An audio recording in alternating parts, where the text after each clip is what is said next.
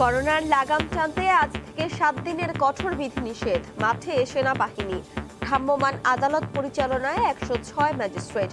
অযথা বাহিরে গেলেই গ্রেফতার। বের হওয়া নিষেধ, সরকারি ঠিক আছে, তারপর বেরোচ্ছে তার জন্য 200 টাকা জরিমানা দিলাম। ম্যাজিস্ট্রেট বলছে যে আপনারা নির্দেশ অমান্য করছেন, এই জন্য আর কি। 24 ঘন্টায় রেকর্ড 8,822 জন শনাক্ত, মৃত্যু 115। সীমান্তের জেলার হাসপাতালগুলোতে তীব্র শয্যা সংকট। লকডাউনেও পুরো দমে চলছে পদ্মা সেতুর কাজ।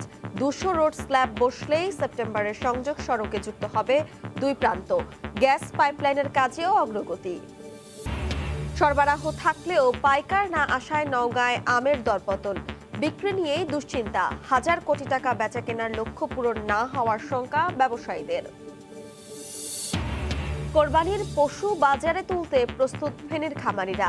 করোনাকালে অনলাইনে বেচা কেনার উদ্যোগ। চোরাই পথে ভারতীয় গরু আসলে লোকসানের শঙ্কা ব্যবসায়ীদের। এবং যুক্তরাষ্ট্রে দ্রুত ছড়াচ্ছে করোনার ভারতীয় ধরন। আক্রান্তের সংখ্যা বাড়ায় উদ্বেগ। কোভিড সার্টিফিকেট নিয়ে ইউএর সঙ্গে দ্বন্দ্বে জড়ালো ভারত।